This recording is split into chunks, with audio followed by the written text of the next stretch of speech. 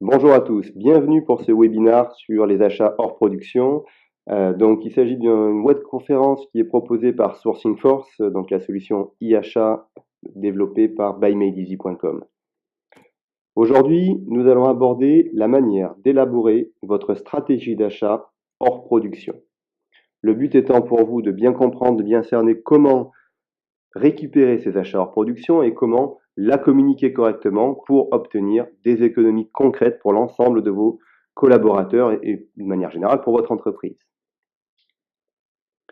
Alors tout d'abord en préambule, il faut souligner que les achats, c'est 50% du chiffre d'affaires de votre entreprise en moyenne, dont 20% dédiés aux achats hors production. Pourtant, on constate que l'ensemble de ces achats sont entre les mains de seulement 2% de la masse salariale. Deuxième constat, le fait de générer 10% d'économies permet d'avoir un impact direct à hauteur de 5% sur la marge de votre entreprise. Si vous faites la comparaison par rapport aux efforts commerciaux, cela représente en moyenne 25% de ventes additionnelles pour générer également 5% de marge nette. C'est pourquoi la fonction achat dans les entreprises est la première contributrice de marge et donc a un rôle très important vis-à-vis de la direction générale sur l'ensemble de ces achats, que ce soit des achats production ou des achats hors production. Alors, rappel d'une définition des achats hors production. Tout d'abord, on indique que les achats hors production n'entrent pas dans la composition des produits, donc des produits finis que vous revendez à vos clients. Ils ne sont pas en contact direct avec ceux-ci, c'est-à-dire qu'ils sont rarement revendus avec ces produits. Donc, vos clients finaux n'ont pas un accès à vos achats hors production. Il s'agit d'achats qui permettent de soutenir l'activité de votre entreprise. Alors, vous retrouverez également quelques terminologies sur les achats hors production. On parle également d'achats de frais généraux, d'achats de fonctionnement, d'achats indirects. L'ensemble de ces terminologies, donc, voulant dire qu'il s'agit d'achats qui ne sont pas liés au produit final vendu à vos clients. On retrouve dans les achats hors production 4 grandes catégories d'achats. Tout d'abord, ce qu'on appelle les achats de prestations intellectuelles. C'est la mise à disposition de matières grises, en général des études, de la R&D, du consulting, de l'expertise comptable, des avocats, qu'il faut dissocier des prestations de services, qui sont généralement de la mise à disposition de moyens humains, comme des agences de voyage par exemple, pour mettre en œuvre un but plus administratif. On retrouve ensuite tout ce qui est matériel et équipement. Donc là, on est sur des fournitures de biens durables qui sont parfois amortis dans votre entreprise, donc des biens relativement importants qui font fonctionner votre industrie. Et enfin, vous retrouvez l'ensemble des consommables, que ce soit les fournitures de bureau ou les fournitures industrielles, qui vont faire vivre l'ensemble de votre supply chain, l'ensemble de votre activité, que ce soit pour vos clients, on va dire administratifs, ou vos clients sur les lignes de production. Alors un point important, la fonction achat, et surtout la fonction achat hors production, est au cœur de l'entreprise. Les acheteurs hors production sont en lien avec les opérations, c'est-à-dire la production en elle-même, notamment le marketing, la prévision des ventes, gestion de la prod, la logistique et la maintenance. Donc elle va être en lien directement avec l'ensemble de ces fonctions très opérationnelles dans l'entreprise.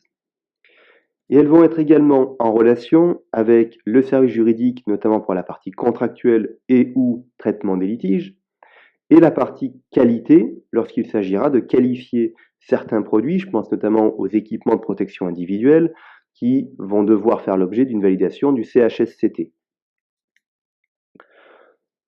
Vous serez également en relation avec la direction financière pour tout ce qui est contrôle des budgets, atteinte de vos objectifs et gestion, on va dire, des réclamations, des délais de paiement fournisseurs liés au règlement des factures.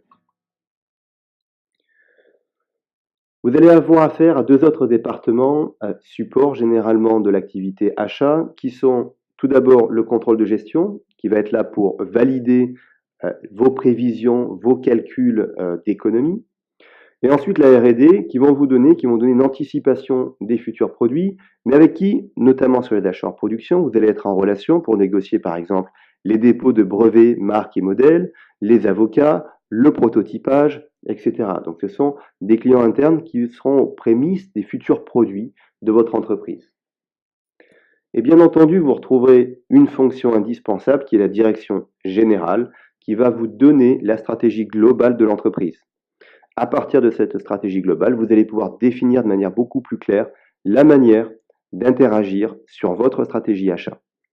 Et bien entendu, c'est également à cette direction générale que vous devrez des comptes sur l'atteinte de vos objectifs. Donc, maintenant, nous allons rentrer dans l'opérationnel sur la manière de créer cette fameuse stratégie achat. Il faut savoir que ça va représenter 80% de votre travail, l'appel d'offres et la négociation étant les 20% restants. La première étape, ça va d'abord être de cartographier vos achats, c'est-à-dire de collecter les données brutes de vos ERP généralement pour les transformer en une segmentation claire et visible pour l'ensemble de vos interlocuteurs internes. La deuxième étape, ça va être de mettre en évidence les familles d'achats stratégiques ou non grâce à la matrice de Kraljic, où là vous allez pouvoir donc trouver l'impact de chacune de vos familles d'achats pour votre entreprise. De manière plus opérationnelle, on va utiliser la matrice des opportunités qui vous donnera une analyse plus précise de vos contraintes à la fois internes, donc vis-à-vis de vos collaborateurs internes, et externes vis-à-vis du marché, pour bien mettre en lumière où sont vos points faibles avant de lancer votre appel d'offres. Une fois que vous aurez ces éléments, vous allez pouvoir établir concrètement votre stratégie d'achat et surtout la manière de la communiquer à vos clients internes. Et enfin, vous pourrez déployer donc votre panel auprès de vos clients internes, que ce soit en France ou à l'international, selon votre périmètre. Un point très important à ne pas oublier est l'implication de vos clients internes. Vous devez absolument communiquer du début à la fin avec vos clients internes pour être sûr d'obtenir un consensus et ainsi maximiser vos chances d'utilisation de vos fournisseurs. On va appeler ça la convergence vers votre panel fournisseur. Donc la première étape, c'est réaliser une cartographie des achats.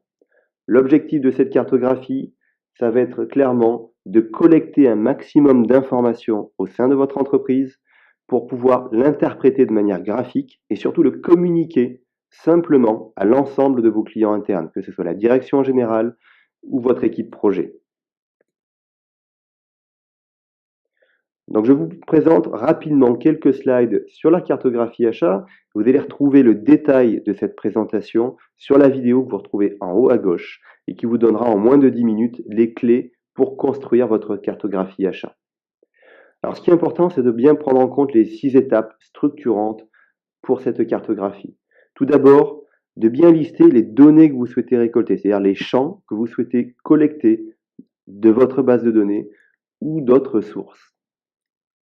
Ensuite, de cibler les interlocuteurs qui ont ces informations. Et ce n'est pas forcément que dans votre ERP, ça peut être auprès de vos approvisionneurs, ça peut être auprès des fournisseurs, ça peut être auprès d'un directeur d'usine, pour collecter toutes les données brutes que vous avez listées dans l'étape 1. Ensuite, vous devrez actionner les sources adéquates, c'est-à-dire collecter cette information utile et commencer à la mettre en forme, soit sur fichier Excel, soit sur une base de données. L'étape la plus importante, ça va être de construire votre référentiel achat, c'est-à-dire construire une segmentation claire pour vos achats hors production qui puisse parler à tout le monde. Une fois que vous avez construit ce référentiel, vous pourrez segmenter les comptes fournisseurs. Une fois vos comptes fournisseurs segmentés sur une ou plusieurs catégories d'achat, votre objectif, ça va être de communiquer ces informations de manière la plus claire possible. Alors, un petit focus sur la construction du référentiel achat. Généralement, un référentiel achat se fait en 3 ou 4 niveaux de catégories. Vous voyez ici, par exemple, la catégorie principale, ce sont les prestations de services. qui va être une classification fonctionnelle, très large. Les catégories secondaires, vous allez retrouver la formation qui va vous donner un métier technologique à votre achat, et donc le fournisseur sera impacté sur cette catégorisation. Et vous allez pouvoir rentrer encore plus dans le détail en mettant une catégorisation qui va cibler un marché fournisseur bien précis. Donc là, c'est pour ça qu'on va tomber sur une formation en langue, et pourquoi pas une formation en langue anglaise, pour rentrer encore plus dans le détail. Alors, nous, au sein de BuyMadeEasy Sourcing Force, on utilise le e-class, qui est un référentiel allemand, qui regroupe plusieurs dizaines de milliers de segmentations et sous-segmentations achats, et de manière, on va dire, plutôt bien faite sur leur production. Donc, le mieux, plutôt que de recréer la roue, c'est d'utiliser une segmentation existante. Vous avez également les codes UNSPSC, qui sont des codes des Nations Unies. Vous avez les codes CPV, qui sont les codes des marchés publics. Donc, utiliser des codes déjà existants, ça facilitera les interactions avec des outils digitaux, le cas échéant. Alors, je vous donne maintenant un exemple de classification hors production. Vous allez retrouver tout d'abord ce qu'on appelle les dépenses courantes, c'est-à-dire les dépenses que toute entreprise va avoir dans ses budgets. Donc ça peut être les fournitures de bureau, le carburant, la téléphonie. Vous allez retrouver toute la partie contrat de service, que ce soit le nettoyage, la restauration, la poste avec l'affranchissement, les contrats d'honoraires avec les avocats, les consultings, la formation, les voyages et déplacements, les assurances, les locations mobilières, les cotisations ensuite et les taxes et impôts. Donc toutes ces familles d'achats sont génériques pour toutes les entreprises. Ensuite, si vous êtes une entreprise industrielle, vous allez avoir des achats hors production typiques à l'industrie. Des fournitures de consommables, d'outillage, les investissements, l'ingénierie, toute la partie énergie, et enfin toute la partie matériel et services informatiques dédiés à l'industrie. Dernière partie, qui est plus ou moins prégnante en fonction des entreprises, ça va être la communication tout d'abord, avec la partie édition et impression, et la partie publicité, promotion, communication, et une dernière grande partie qui va être toute la partie logistique sur le transport, les douanes, l'emballage, les palettes, et ainsi de suite. Donc vous avez ici un exemple qui n'est pas exhaustif d'une classification que vous pourriez utiliser pour vos achats hors production. Une fois que vous avez classifié vos fournisseurs à partir de votre base de données, en utilisant votre segmentation, vous allez pouvoir mettre en avant une représentation graphique de vos achats. Ici, par exemple, vous voyez qu'une grande partie, 80%, ce sont des achats de production, et donc les 20% restants sont des achats hors production. Et si on fait un focus sur les achats de transport, de manière visuelle, vous allez vite vous rendre compte, d'abord que vous avez un nombre important de sous-catégories d'achat, ça c'est normal, mais surtout vous avez une catégorie d'achat qui intègre plus de 25 fournisseurs pour quasiment 4 millions d'euros de dépenses. Donc, première question que vous devez vous poser à partir de cette cartographie, c'est: suis-je censé consolider mes volumes pour générer des économies? Donc après, avec cette première étape de cartographie, vous allez pouvoir déjà avoir des premières orientations stratégiques achats.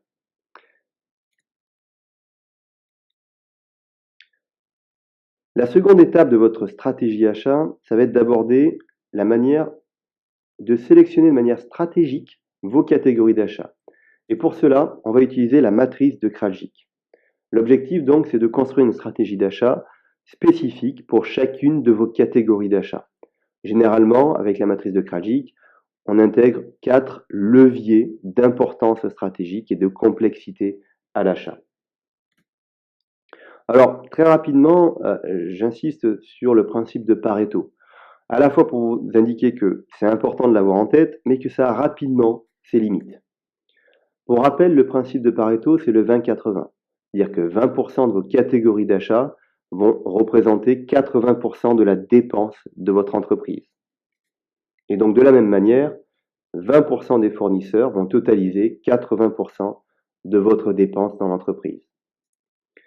L'inconvénient, c'est que Pareto va vous prioriser vos actions achats uniquement par la dépense. Alors que quand on est dans une entreprise, vous avez des familles d'achat plus importantes que d'autres. Et la matrice de Krajcik va vous permettre de prioriser non pas par la dépense, mais par la valeur stratégique pour votre entreprise. C'est la raison pour laquelle je conseille de se focaliser d'abord sur la matrice de Krajcik plutôt qu'uniquement sur la matrice de Pareto. Alors la matrice de Krajcik a été créée par Peter Krajcik en 1983, il y a 33 ans cette année, et été publiée donc dans la Harvard Business Review. Le principe de cette matrice, c'est de partir sur deux axes.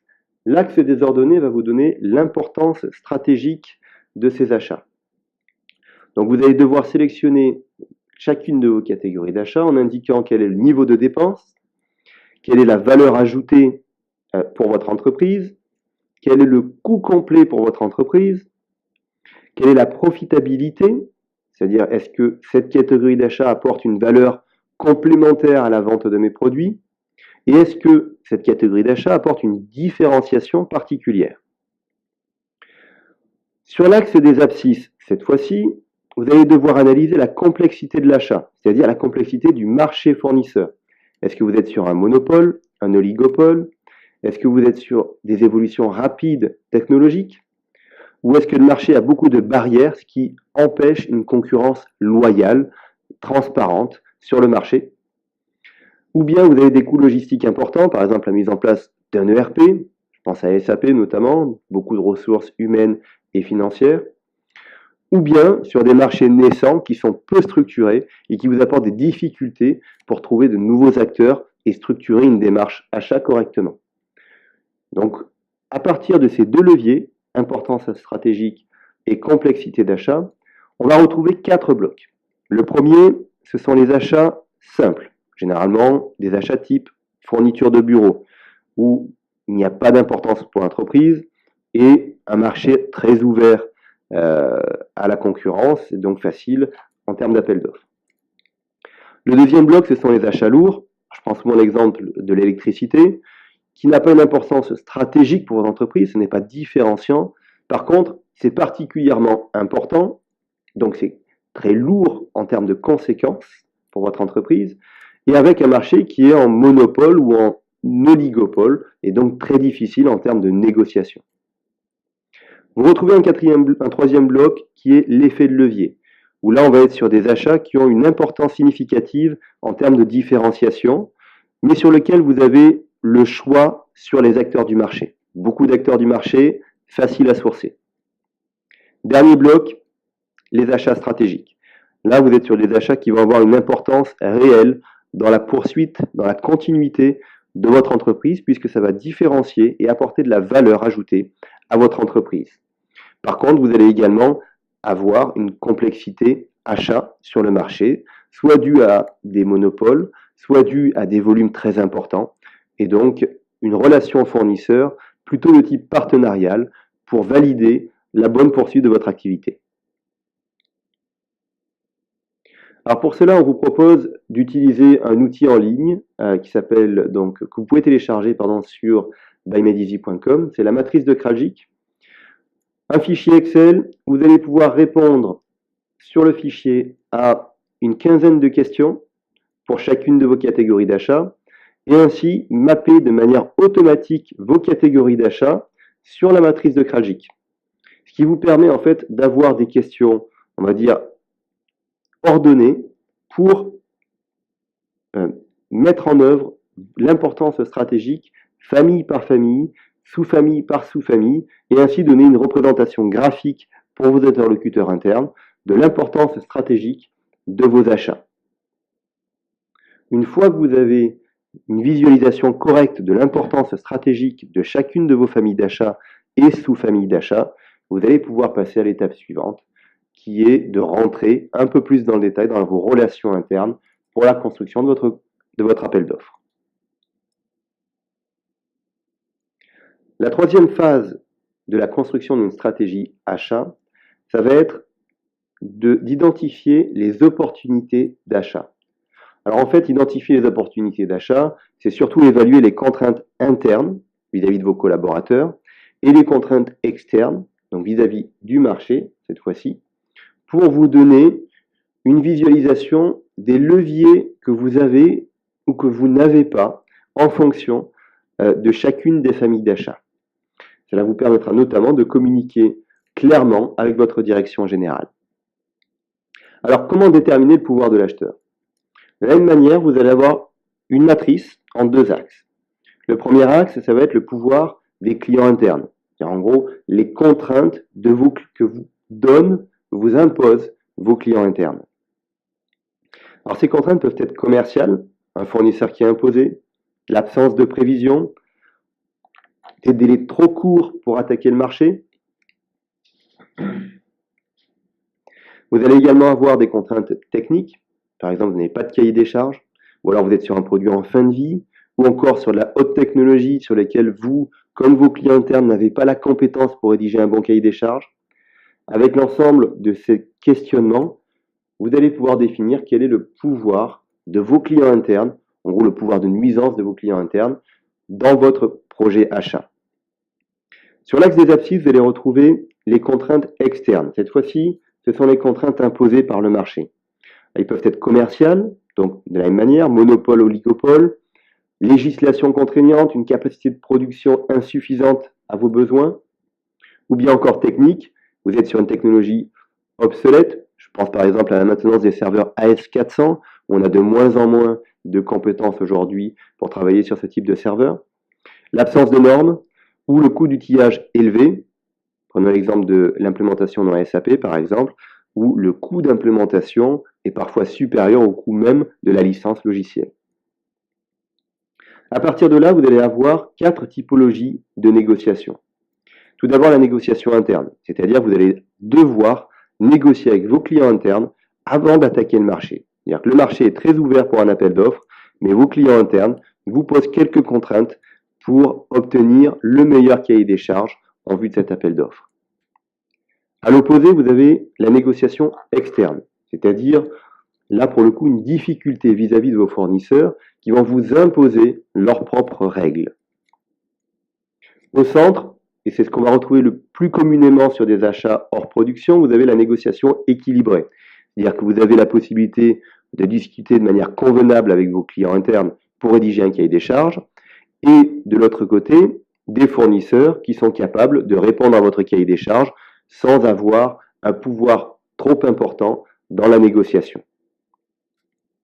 Par contre, vous pouvez vous retrouver dans des cas particuliers où vous êtes sur une négociation difficile. Et cette fois-ci, vous ne contrôlez pas la relation ni en interne ni en externe. Sur ces négociations difficiles, vous aurez l'obligation d'avoir le support de votre direction générale pour obtenir de réels résultats. Si vous rentrez dans un appel d'offres alors que vous savez pertinemment que vous êtes sur une négociation difficile, vous risquez d'avoir de grandes difficultés à atteindre vos objectifs. Donc, l'objectif de cette troisième partie, c'est de déterminer vos faiblesses.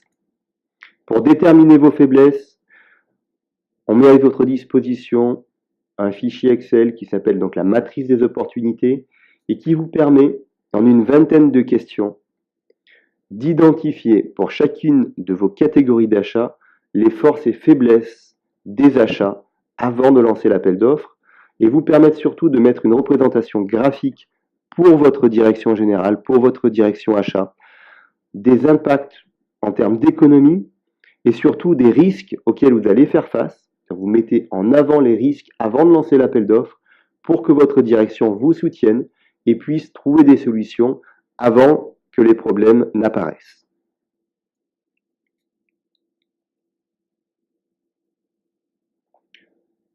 Alors maintenant, vous avez donc normalement une représentation très claire de vos catégories d'achat. L'objectif va être de communiquer votre stratégie à vos interlocuteurs internes. Donc pour cela, je vais donc prendre l'exemple des prestations informatiques. Sur les prestations informatiques, vous allez voir votre direction, ça peut être la DSI, votre direction achat, la direction générale, et l'objectif, ça va tout d'abord être de leur donner les indicateurs clés. Premier indicateur, le montant de dépenses. Dans cet exemple, on a de 500 000 euros de dépenses sur des prestations informatiques. Deuxième point clé, le nombre de fournisseurs. 82 fournisseurs pour 2,5 millions d'euros. Une autre information clé, quelle est la concentration de ces fournisseurs? Donc sur cette famille d'achat, on se rend compte qu'on est bien sur la loi de Pareto, du 20-80. 18 fournisseurs représentent 80% de la dépense. Et vous montrez le top 10 des fournisseurs. Le nom des fournisseurs, les prestations de chacun de ces fournisseurs, le chiffre d'affaires de chacun de ces fournisseurs avec le pourcentage d'impact sur cette famille d'achat. Cela donne donc à vos interlocuteurs une vision bien claire de toute la partie dépenses et des fournisseurs impactés. Ensuite, vous leur faites une présentation sur l'importance de cette famille d'achat dans l'entreprise, que tout le monde soit bien clair sur l'accord ou non de l'importance stratégique de cette famille d'achat pour l'entreprise. Dans ce cas-là, vous mettez en avant qu'il s'agit d'un achat à effet de levier, que la prestation informatique a un rôle très important pour l'entreprise, mais que globalement, le marché fournisseur est attaquable. Il n'y a pas une énorme complexité à l'achat, même si vous allez vous rendre compte, notamment dans la matrice des opportunités, que la complexité se fait par la politique actuelle des achats d'informatique. Puisque vous allez avoir sur la matrice des opportunités, on va dire une difficulté vis-à-vis de la direction informatique qui veulent garder à tout prix leurs prestataires, pas forcément parce qu'ils les aiment bien, mais parce que parfois ils n'ont pas le choix. Ces prestataires ont la main mise sur des logiciels, sur des prestations de maintenance, sur des difficultés, des débugages, etc. Donc vous allez devoir négocier en interne. Mais vous allez devoir négocier en externe aussi avec des prestataires qui ont peut-être toute la donnée et toutes les clés d'entrée de vos logiciels et de vos serveurs. Donc l'objectif pour vous, ça va être de trouver un appui au niveau de la direction générale pour, on va dire, sensibiliser la DSI à une remise en cause de ce lien avec les prestataires et également de travailler avec les prestataires pour leur indiquer que maintenant il va falloir changer la manière de travailler pour donner plus de latitude à votre entreprise dans la négociation et la reprise en charge de ce dossier qui, rappelons-le, est important stratégiquement. Donc vous pouvez mettre sur ces mêmes slides quelques commentaires sur les difficultés que vous rencontrez sur cette famille d'achat. L'objectif, en un seul slide, c'est de montrer à votre direction générale que vous maîtrisez le sujet et que vous êtes capable de faire une synthèse très claire et qu'en 2 minutes, votre direction comprend la problématique. Et rappelez-vous, quand on va voir une direction, on n'y va jamais uniquement pour proposer des problèmes. On y va surtout pour proposer des solutions. Donc une fois que vous avez exposé vos contraintes, vous exposez les différentes solutions que vous avez imaginées. Donc moi, ce que je propose, famille par famille, c'est de faire un brainstorming avec vos clients internes pour trouver tous les leviers, soit d'économie, soit de minimisation du risque, et de les proposer avec un certain nombre de priorités. Donc ici, par exemple, on va voir sur une première colonne le lotissement, le regroupement, le make or buy, l'achat de services versus l'investissement, la globalisation des volumes, l'externalisation à l'étranger sur des pays low cost par exemple. Et une fois que vous avez vos grandes catégories d'économie, vous allez présenter un peu plus dans le détail les différents leviers d'économie que vous imaginez. Et ce qui est important, c'est de donner également votre feeling sur les priorisations de chacun de ces leviers. Donc ici, par exemple, vous avez des leviers qui sont déjà activés, la globalisation des volumes, massifier les volumes d'achat par division, ça c'est déjà fait. Vous avez des leviers qui sont en cours, on appelle les leviers partiellement activés. Par exemple, la location des PC, vous les achetiez auparavant, maintenant vous les louez. Et ensuite, vous allez proposer des leviers à activer. La possibilité, par exemple, d'avoir recours à de l'offshoring, donc à des prestations dans des pays low cost, en Tunisie, en Inde, en Roumanie, sur de la maintenance, du helpdesk ou du software. Vous arrivez donc avec des solutions concrètes. À partir de là, vous avez l'ensemble des solutions pour gérer vos achats hors production. Donc, je passe volontairement sur la partie structuration de l'appel d'offres, négociation, contractualisation, qui fera l'objet d'une conférence à part entière. Et je vais conclure sur la manière de déployer votre panel au sein de votre entreprise, que ce soit en France ou à l'international. Votre objectif pour que votre panel soit utilisé, et vous devez toujours l'avoir en tête, c'est de simplifier les transactions pour vos clients internes.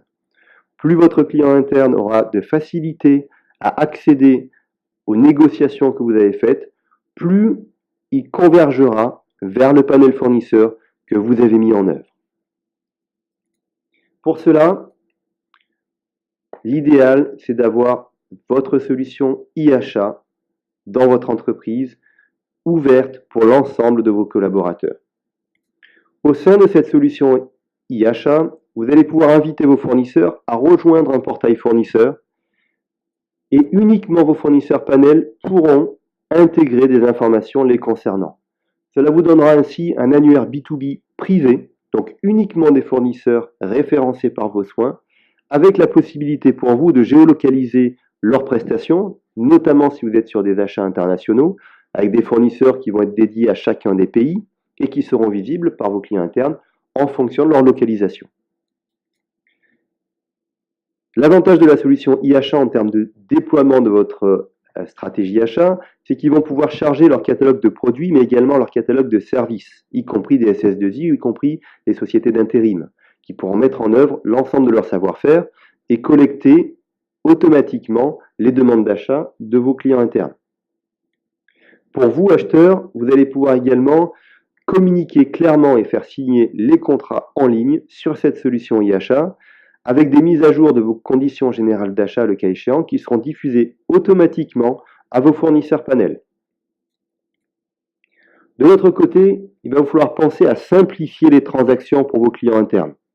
Simplifier les transactions internes, c'est notamment mettre en place l'équivalent d'une place de marché B2B privée. En gros, offrez à vos clients internes un Amazon privé qui va intégrer tous les contrats que vous avez négociés et faciliter l'ergonomie, l'usage en termes de demande d'achat.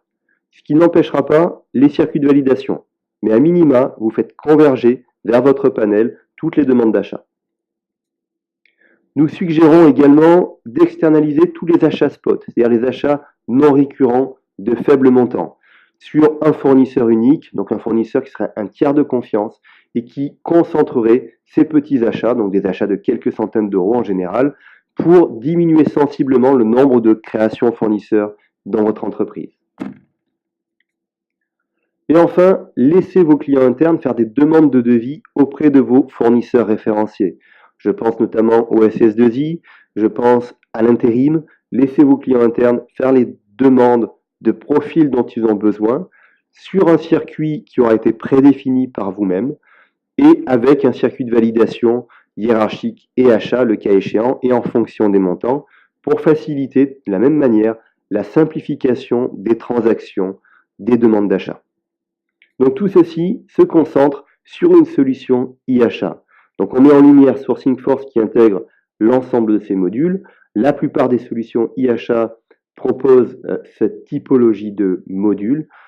Et si vous souhaitez en savoir plus sur ces modules, n'hésitez pas à nous contacter pour une démonstration spécifique. Le point important dans le déploiement, c'est de faciliter le déploiement quelles que soient vos régions en France ou quel que soit votre périmètre à l'étranger, puisque vous avez généralement dans une solution e-achat la possibilité d'être multilingue et donc de déployer tous vos contrats et de travailler pays par pays en mode silo pour permettre à vos entités locales d'accéder à un catalogue global et géolocalisé en même temps. Donc, nous venons de terminer cette webconférence. J'espère que vous y avez trouvé toutes les informations que vous y attendez. N'hésitez pas à m'envoyer vos questions. Vous avez mon contact ici, donc contact@bme-network.com. N'hésitez pas également à nous appeler pour avoir plus d'informations sur cette formation, sur les outils que l'on met à votre disposition. Vous avez vu qu'il y a un certain nombre de vidéos également à votre disposition sur la cartographie, la matrice de Krajcik, la matrice des opportunités, sur lesquelles vous allez pouvoir aller plus loin sur la mise en œuvre, et les fichiers Excel à télécharger sur bymedizy.com Pour toute information, on est là pour vous accompagner. BME, c'est avant tout une communauté d'acheteurs. On est plus de 500 aujourd'hui à travailler en collaboration sur ces outils. Donc, écoutez, bienvenue dans le réseau et j'espère vous retrouver très prochainement pour nos prochains webinaires. Au revoir.